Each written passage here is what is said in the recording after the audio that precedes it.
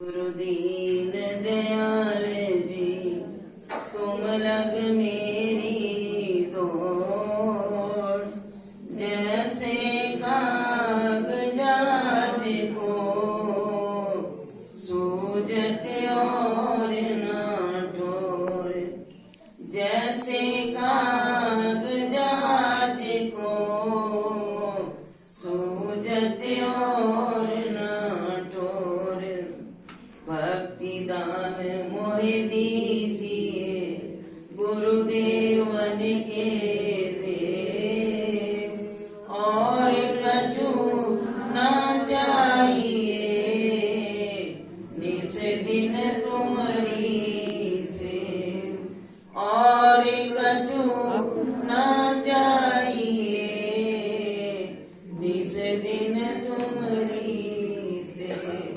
बोलो जयकारा बोल मेरे श्री गुरु महाराज की जय, बोलो सांचे दरबार की जय, बोलो श्री नगली निवासी भगवान की जय, बोलो श्री परमहंस दयाल जी महाराज की जय, बोलो श्री निजातम भगवान की जय, बोलो सच्ची सरकार की जय, श्री स्वामी जी महाराज की जय। हृदय मंदिर में आसीन मेरे इष्ट देव भगवान के चरणों में कोटि कोटि दंडवत प्रणाम। श्री सद्गुरुदेव भगवान जी के चरणों में उपस्थित सारस्वत मिशन का आचरणीय वंदनीय संत समाज, उनके चरणों में भी नमन। श्री गुरुदेव भगवान की परम प्यारी संगत, आज हम सभी वसंत महापर्व के बाद सब संगत के दर्शन करने का लाभ मिल रहा है, और अभी आप भजनों के रूप में, वचनों के रूप में श्री सद्गुरुदेव भगवान जी की निजातम प्रभु की लीलाएं, और उसके साथ साथ ही जो हमारे जीवन का असली उद्देश्य है सत्संग और उपदेश, भजनों के भी अंदर हमें वही सब कुछ मिला। अगर हम उसको सोचें, विचार करें। और जब भी बात कर रही थी, क्या चल रही थी कि सुनो, मनन करो और फिर उस पर चलने का प्रयत्न करें, तभी हमारा ये सत्संग में आने का लाभ है। और अभी बात चल रही थी श्री सद्गुरुदेव भगवान जी के उन लीलाओं की कि मालिके दो जहां के चरणों में निजातम प्रभु ने किस तरह चरण शरण प्राप्त की। लीव तो आध्यात्मिकता की बचपन से लगी हुई थी, जीवन में सभी सत्कर्म करते थे, ग्रस्त जीवन में भी आकर दोनों धर्मों को निभाया, और अंदर दिल में लगन क्या थी कि सद्गुरुदेव भगवान की प्राप्ति हो जाए। उनको ढूंढते ढूंढते और जल्दी ही अपने मंजिल को पा लिया, और जब पा लिया तो फिर घर में रुकने का नाम नहीं लिया।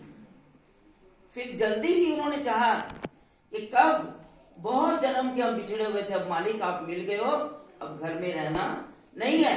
श्री गुरुमा जी ने तो कहा, भाई आप साहूकार हो, इतने दुनिया के चहेते हो, जाओ मिल लिए ना, अब जाकर अपने घर में कार्य व्यवहार करो। लेकिन उस वक्त गुरु आज्ञा भी बहुत बड़ी चीज होती है, गुरु आज्ञा को मानना पड़ा, दिल ना चाहते हुए भी।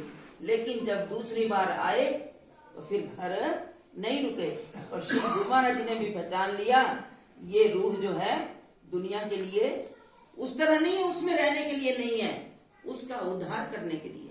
तब श्री गुरु महाराज ने स्वीकार कर लिया, और उन्होंने ऐसी लगन लगाई। अभी आप सब श्रवण कर रहे थे कि गुरु के बिना एक मिनट भी काटना बड़ा मुश्किल था, लेकिन गुरुदेव के आदेश का भी पालन किया, और आगे उन्होंने जो अपनी रूहें तैयार की। हमारे हुजूर गुरुदेव, बहुत संत उनकी शरण शरण में आए, सभी चमक रहे हैं, लेकिन जो एक विशेष कृपा हुजूर महाराज जी पर थी, हुजूर महाराज जी को उन्होंने किस तरह घड़ा, कई लीलाएं अभी आप श्रवण कर रहे थे सेवा के लिए। एक बार श्री निजातम प्रभु जो श्री गुरु महाराज जी की सेवा करके जब अपने कमरे में आते तो हुजूर महाराज श्री इंतजार करते रहते, ये नहीं समय नहीं देख पाते थे कि 12 बजे या 1 बजे। उसके बाद ही सेवा करके ही उन्होंने जाकर अपने बिस्तर पर लेटना। और एक बार हजूर महाराज जी जैसे अभी कहा थक जाते थे, थक गए और ऊपर कमरे में लेटे रहे। लेकिन निजातम प्रभु ने जब आवाज लगाई, 2 बार अनसुनी की, लेकिन तीसरी बार रुक नहीं पाए। जोर से आवाज पड़ी तो श्री महाराज जी ऊपर चौबारे पर थे, उतर कर आए नीचे। तो स्वामी जी ने कहा, मेरे पैर दबाओ।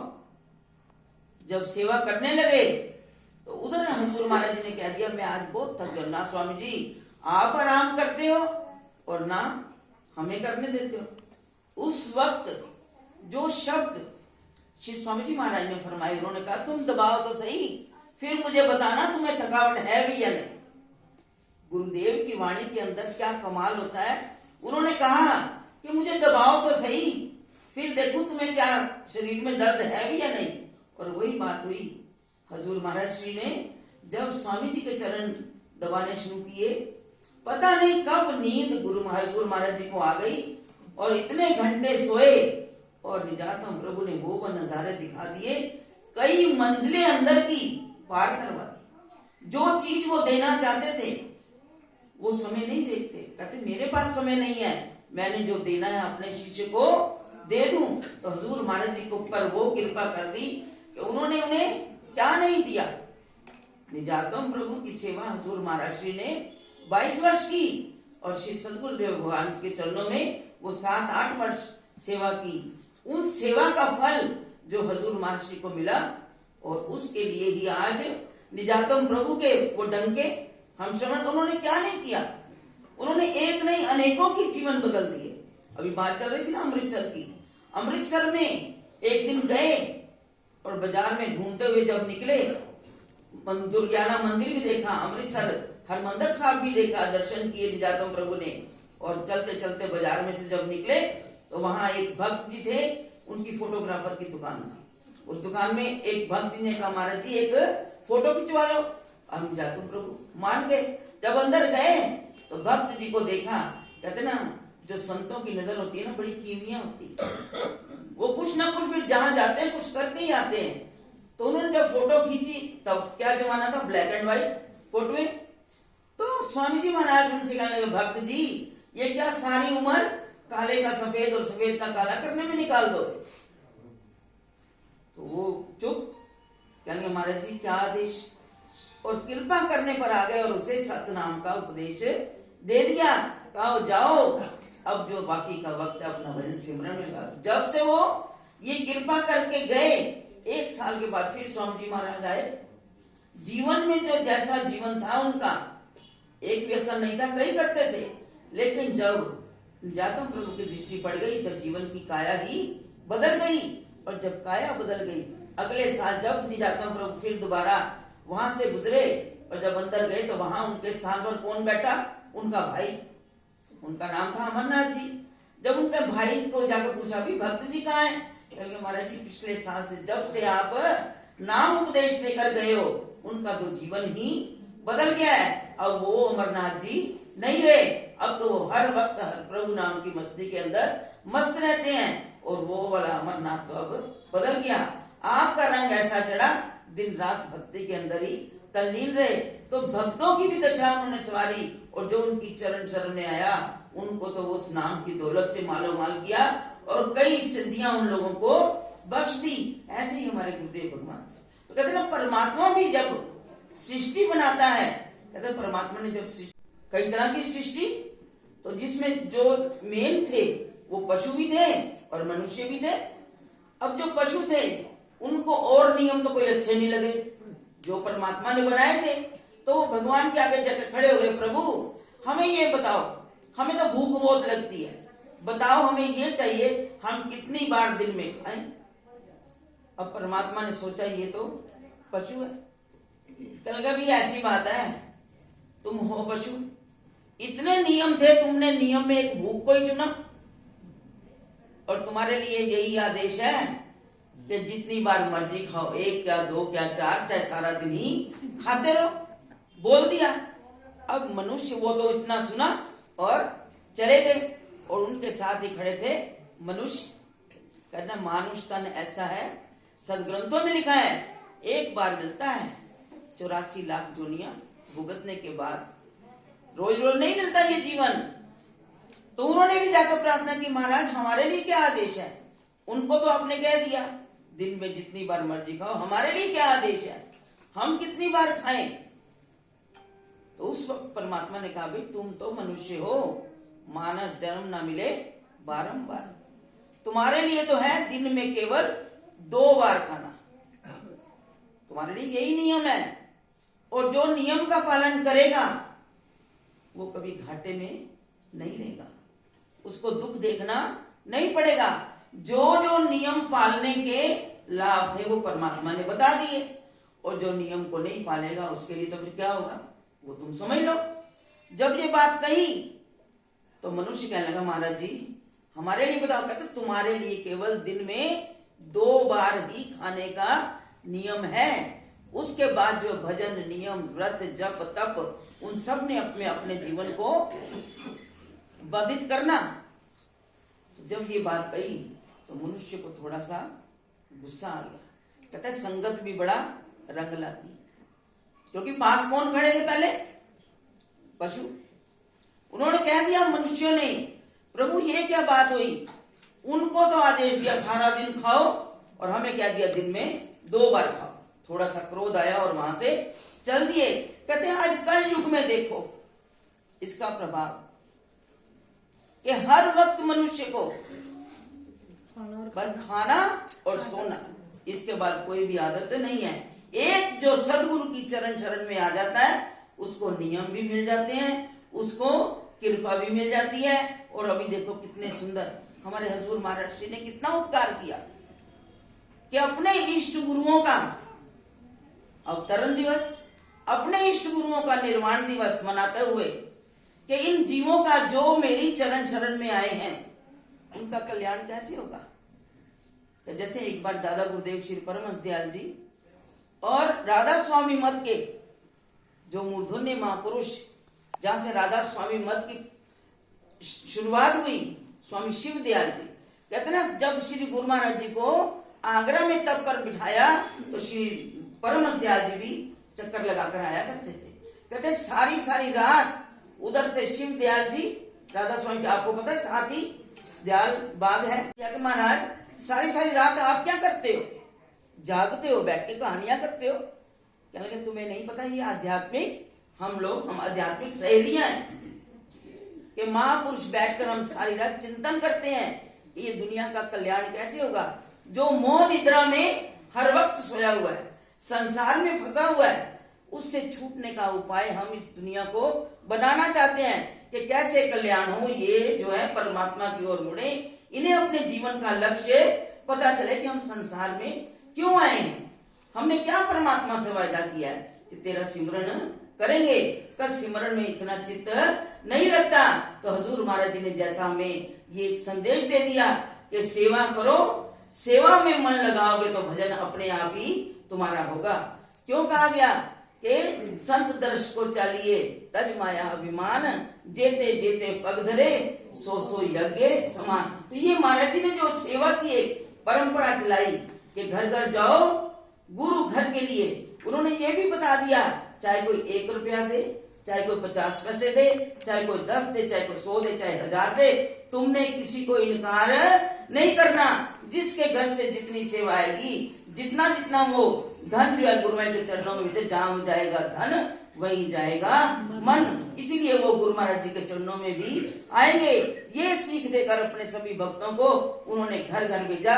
देने को तो वो एक भी किसी सेवक को एक एक भंडारे की सेवा दे सकते थे, लेकिन कहने लगे नहीं, इस तरह अगर सेवा बख्श दी तो पहले से ही अभिमान से लोग मरे हुए हैं, पहले ही मरे हुए हैं। जिनके अंदर अहम आ गया वो तो पहले ही खत्म। तो कहते हैं ये मैं अहम नहीं आने देना चाहता, मैं चाहता हूं कि सबका योगदान इन भंडारों में पड़े, सबका योगदान होगा तो उनका भी कल्याण हो जाए। वो तो हाथी से लेकर चींटी तक का कल्याण करना चाहते हैं। तो इसलिए हजूर महाराज जी ने इस सेवा की परंपरा चलाई। वो सेवाएं हम निर्माण भाव से होकर अगर करेंगे, और अगर हमारे मन के अंदर भावना कुछ और होगी तो उनका जो नियम का पालन नहीं करेगा तो वो दुख को ही काटेगा। नियम के अंदर अगर हम चलेंगे तो हमारा जीवन बड़ा सुखी, बड़ा आनंद से भरपूर होगा, और सदगुरु की कृपा तो उस पर शामिल ही होगी। तो इसलिए महापुरुष तो हमें एक एक कदम पर क्या हमें एक एक मिनट में, एक एक क्षण पर हमें वो ये संदेश देते हैं। और हजूर महाराज जी का तो आपने देखा कि सार गुरुवाणी लिखी है, कहते हैं सार गुरुवाणी का पाठ हम श्रवण कर रहे हैं, लेकिन जितने देवी देवता या महापुरुष हम जिनके भी ये पाठ करते हैं, ये तो हमारे हजूर गुरुदेव भगवान जी ने उनका कल्याण करने के लिए आए, और हमारे कल्याण के लिए जो जो जरूरत है, सेवा, सिमरन, स्वाध्याय और सत्संग, उन सारी चीजों को उन्होंने चला दिया कि ये करोगे तो तुम्हारा बड़ा जीवन सुंदर बन जाएगा और तुम संसार में फिर फंस ही नहीं सकते। तो इसलिए हजूर महाराज जी ने हमें ये दृष्टांत देकर, और ये देवी देवताओं ने कहा कि जब तक तुम पुस्तक हाथ में नहीं लोगे, जबानी हम याद कर लेते हैं, लेकिन कहते हैं पुस्तक हाथ में होना बहुत जरूरी है। वही पाठ लगता है जब हमारे हाथ में पुस्तक होगी। अगर पुस्तक नहीं होगी तो वो पाठ करने का भी हमें कोई फायदा नहीं होगा। कभी हम कहीं से शुरू कर लेते हैं, हम गुरु मामा की अपनी बात करते हैं, अगर किताब नहीं होती तो हमारी गलतियां कई हो जाती, कभी आगे कभी पीछे कई कुछ हो जाता है। इस तरह हजूर महाराज जी भी हमें कहते थे गुरु महिमा की किताब हमारे सामने रोज, चाहे हमें आती भी हो, लेकिन हमारे सामने होनी चाहिए। उसको पढ़कर अगर हम पाठ करेंगे तो हमारे जीवन में भी कभी कोई गलती नहीं हो पाएगी। तो उन्होंने इसको समझाते हुए, क्योंकि महाराज जी ने आपने देखा सार गुरुवाणी के अंदर एक सत्संग के अंदर साहेब गुरु तेग बहादुर जी नावे नानक जी की वाणी, उनके एक एक श्लोक के अंदर जो भी सत्संग किया, उन्होंने एक के बाद जो एक दृष्टांत सुना दिया, पूरी पुस्तक में वो दृष्टांत दोबारा नहीं आया, क्योंकि कहते हैं दृष्टांत के द्वारा ही बात हमारे अंदर पड़ती, कोरा ज्ञान हमारे अंदर नहीं आ सकता। तो मुझे भी एक छोटा सा दृष्टांत, जो हमारी आज दशा है इस संसार के अंदर, हजूर महाराज जी ने समझाई। एक राजा ने बड़ा सुंदर महल बनाया, और महल भी कैसा, शीशे का महल, चारों तरफ शीशे ही शीशे लगा दिए और ढिंडोरा पिटवा दिया, आओ मेरे महल को देखो। लोग, दुनिया आने लगी। अब उसने देखा कि दुनिया बहुत आ जा रही है। अब उस राजा ने पता क्या किया, एक मांस का टुकड़ा शीश महल के अंदर फेंक दिया, और उसने क्या घोषणा करवा दी कि आजकल लोगों को कुत्ते पालने का बड़ा शौक है, तो मैं चाहता हूं कि अपने अपने कुत्तों को लेकर आओ। जो जिसका भी कुत्ता इस मांस के टुकड़े को ले जाएगा ना अंदर से निकाल के, मैं उसको ये शीश महल ही दे दूंगा उसके बदले में, इनाम के रूप में। अब लोगों ने कहा शीश महल मिल जाएगा, सब अपने कुत्तों को लेकर बारी बारी दौड़े। लेकिन जो भी कुत्ता आता, मैं संक्षेप में कहने जा रही हूं, जो भी कुत्ता आता शीश महल में जाता और क्या देखता, आगे है सामने शीशे में क्या नजर आता है, वही कुत्ता नजर आया, वो कहे दूसरा